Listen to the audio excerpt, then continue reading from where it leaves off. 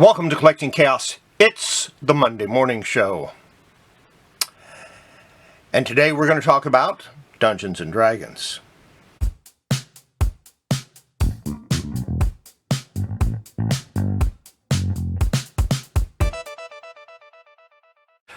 Now, let's talk about what Dungeons and Dragons is before we go further. I kind of want to get this into position where if you've never if you've never played the game, if you don't know anything about it, you'll understand what I'm talking about to a certain extent. Dungeons and Dragons is a role-playing game, which means it's role-playing with a rule set. The rules for combat, rules for riding horses, for doing whatever you think you might want to do. There are rules for it. Sounds complicated, doesn't it? But it's really simple. Let's take role-playing at its heart. Every human being has role-played at some point in their life. And before you say, no, I haven't, I never did. It doesn't matter if you pretended you were a cowboy when you were little, or you had a tea party with your stuffed animals, or you were the commander of a large army of G.I. Joe figures, or, if you don't like the G.I. Joe figures, maybe it was the Cobra army. Even those little figures, somebody had to be the commander, and the commander was generally you. So you would be in charge of this army, and you would role-play that. Of course, we didn't call it role-play, we just called it playing. But it's essentially the same thing. And in role-playing, what you're doing is you are taking on the persona, or trying to be a different person, by describing the actions of that person. So it's taken to a different level. But at heart, it's just playing. Were you the train conductor on your train set? Yeah, you were role-playing. Did you play spaceman when you were little? You were spaceman exploring this alien area, which we used to call woods or a park. Guess what? You were role-playing. Of course, like I said, you just called it playing. But at its heart, that's what role-playing is. It's playing. But it's playing for adults. A role-playing game adds structure to it. They have rules. When you role-played, you could pull out your laser pistol and shoot the bad guy in your cowboy hat because there were no rules. You made them up as you went along. So that's role-playing at its heart. And like I said, Dungeons and Dragons, Tunnels and Trolls, Mercenary Spies, Private Eyes, the Conan role-playing game, Gamma World, Boots and Saddles, or Boot Hill, or whatever it happens to be. Bunnies and Burrows, Traveler. They all add structure to role-playing. And they do that in the form of, we're going to go there, mathematics. You got to have some type of limits to the abilities of the characters in order to be able to function as a game. Now, Dungeons and Dragons currently uses what they call a D20 system, and it's basically the same. This part of it is basically the same as it always has been. You have a strength measurement. Let's go over it. There's 6 different attributes in Dungeons and Dragons. At least that's what it used to be. They might have added some since then. I know there was a few games that did add some on. And they were basically strength,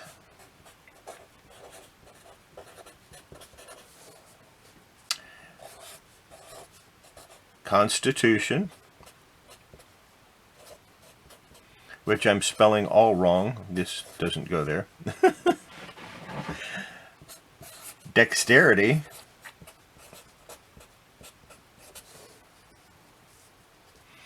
Charisma,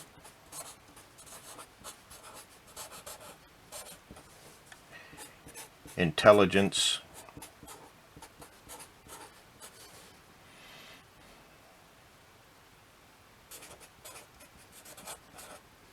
I don't care if I spell it wrong, okay? It's early and I don't care. And Wisdom. Now I have them separated like this for a reason. These three are physical.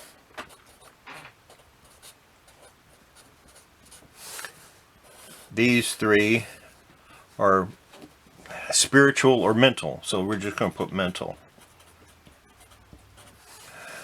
However, it breaks down even more. These two are your basic fighter attributes. These two are basic rogue attributes. And these two are spellcasters.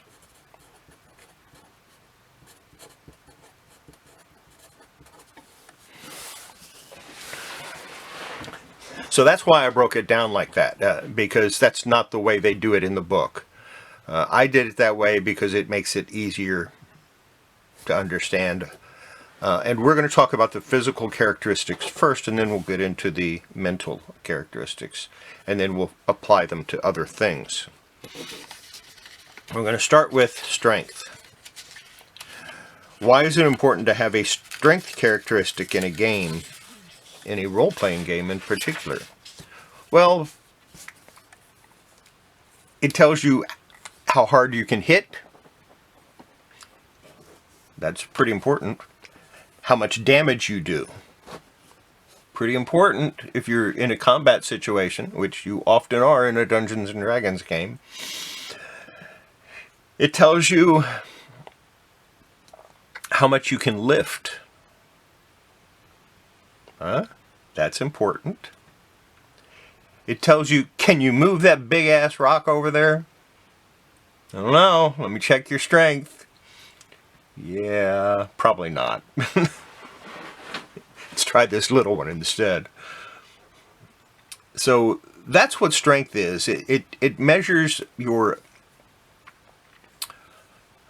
ability to do things that require strength, physical strength. Constitution, the next one, which is a physical trait, that measures your how long can you go, how much endurance do you have, how much can you take a hit, how prone are you to survive being poisoned. All of that goes under Constitution. How sick will you get if you are poisoned? If you eat that mushroom that is mildly hallucinogenic and poisonous, how is it going to affect you? All of that goes under Constitution. And there's some other uses for it too, but that's basically what it's for. Pretty important, especially how long can you go without sleep? Constitution. Next we have Dexterity for physical attributes. And Dexterity, how nimble are you? How good are you with your hands? How good are you at dodging things? How's your agility? Agility falls under Dexterity. How is your balance? Balance would be under Dexterity. So anything like that is done by measuring your Dexterity.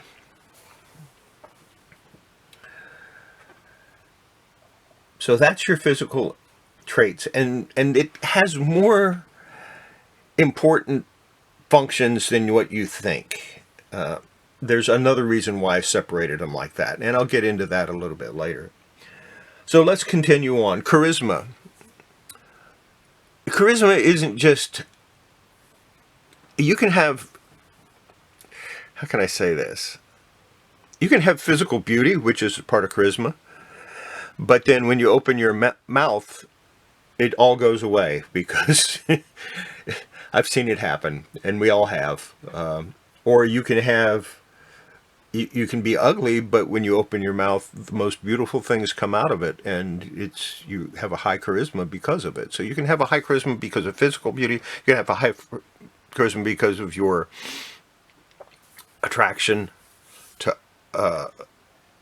because of the way you use words, and that would be like what a bard does, you know. Take a look at Jim Neighbors. He was not a pretty guy to look at necessarily, but man had a voice that wouldn't quit. High charisma, really high charisma, but not so nice to look at. There's other people that are really nice to look at, but you know, they can't sing, they can't talk, they just turn you off as soon as they open their mouth. Intelligence. So let's go to intelligence. How much and intelligence is kind of a hard thing to quantify. It's how good are you at interpreting what you see? How good are you at understanding things? That's basically what intelligence is. Wisdom is a whole different story. Wisdom is how good are you, and intelligence and wisdom both together make up retention of memories. But wisdom is how well can you apply what you've learned through your intelligence.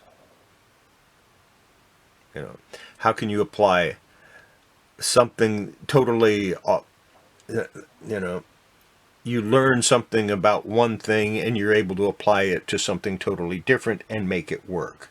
That's wisdom. Not going to get into those real deep until we get into the various characters themselves. Strength, Constitution, Dexterity, that's the important ones. Because that involves the world around you.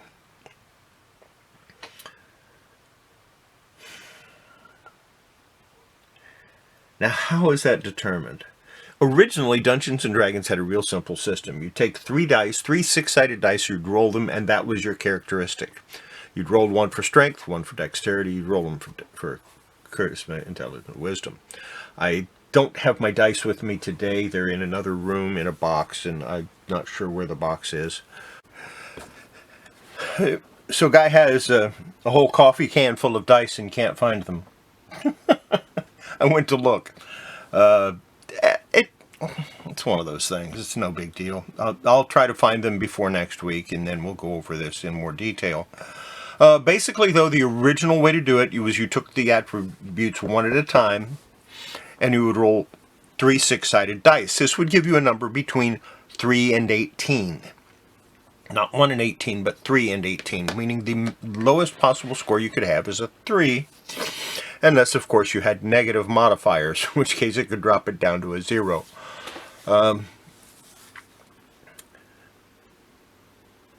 Obviously, the higher the score, the better. The average score would be 9. So if you had 9s all the way down, you would be completely average human and not have any heroic abilities, so to speak.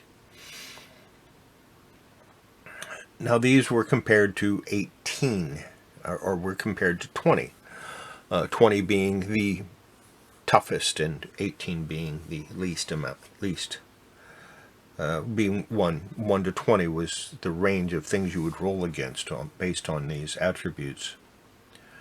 But it gets different, and there's reasons for that. People weren't getting heroic characters that often, so they changed it, and they had about 5 or 6 different methods which could be used when Advanced Dungeons & Dragons came out. But the most popular one, and the one most people would use, was you roll 4 6-sided dice, and you take the 3 highest, and that was your attributes.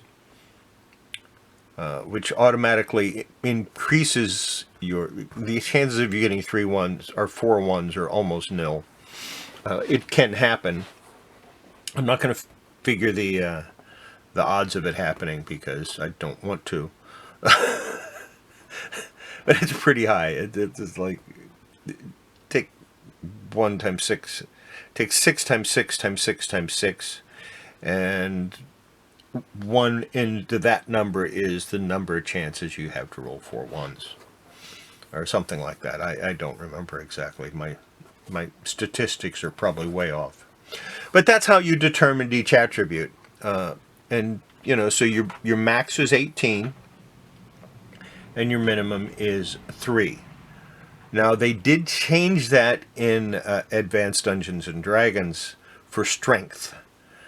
You would have what they would call heroic strength. So if you rolled 3 6s,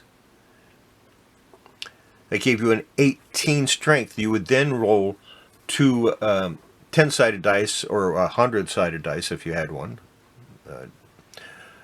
And that would give you your modifier. So you could have an 18 0 strength, which is the maximum a human can have. After that, it goes to 19 and 20, and then you're starting to talk about god level stuff. So the strength is important for a couple of different reasons, mostly for the fighters, because, you know, they like to hit things and they want to hit them hard. So the fighters want a good strength and they want a good constitution. Everybody wants a good constitution because the more constitution you have, the higher number of hit points you get. And the hit points are how many times you can take a hit until you're dead. And that was modified too. Originally, you go to 0, you're dead. That's it. You're done. Take him to the priests and hope they can resurrect him because he's dead.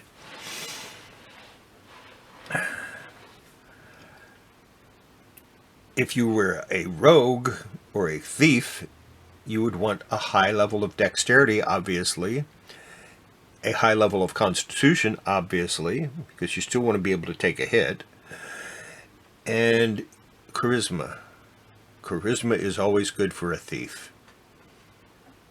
Intelligence and wisdom, not as important. Spellcasters, there were 2 different types of spellcasters initially. One was like a sorcery type spellcaster, and that relied on intelligence. They called them magic users, and they relied on intelligence.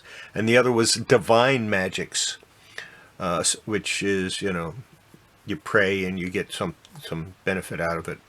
And that was based on wisdom. So I guess there's no such thing as an unwise clergyman, which is way off the base, way off the mark.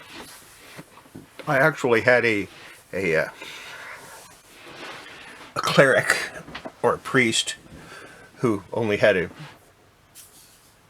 10 for wisdom and just barely made the grade. But he was a good priest, and he was very devout, and generally when he prayed for something, he got it. It was strange. Now let's talk about strength. Why is strength important? Strength is important because it allows you to do things. What do you mean by do things? It allows you to open doors. Literally.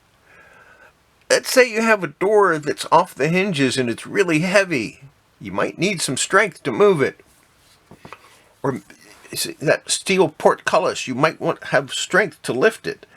Now the steel portcullis is going to be really heavy and it might take more than one person. There's a formula for that. It's my own formula, but it works. Basically, you have your base strength of the strongest person and you add 1/2 of the next person. So let's say you have a strength of 15. Your warrior has a strength of 15. Not bad. Not enough to give him really any real bonuses, but not bad. And you have a mage whose strength is 6. Pretty bad. Not very strong at all. And they come across this door that has rusty hinges. So it's kind of hard to open. And the strength of the door, to move it based on the hinges being rusted, is 16 or 17. Well, you compare your fighter strength to that, and he can't open it. He doesn't have the strength to open it.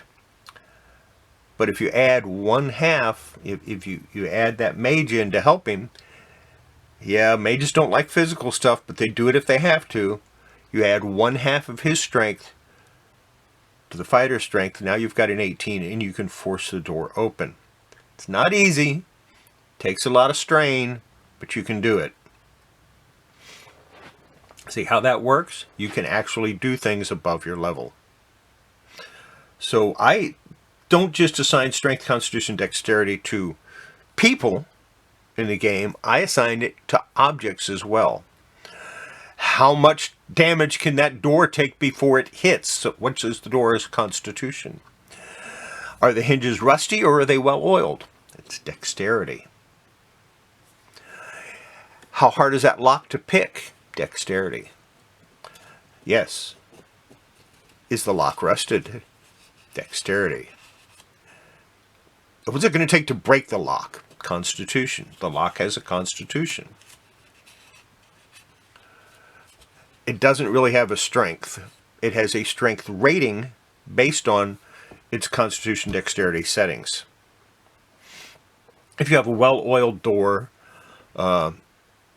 that's off the hinges, you know, the hinges are well-oiled, but it's off the hinges, it might take a strength of 17 or 18 to open that door because it's a heavy door. On the other hand, if it's on the hinges, it might only take a strength of 3. So all you got to do is push it open because it's well oiled and it moves easily. The door would have a high dexterity.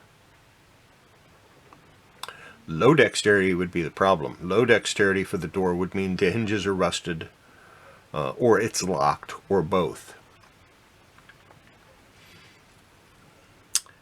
I don't know if I'm making any sense or if I'm speaking a foreign language to people.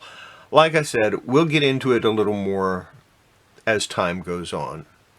But that's a basic introduction to the attributes. And like I said, it's important because strength and constitution contribute. That has to do with combat. Dexterity and charisma, to a lesser extent, also have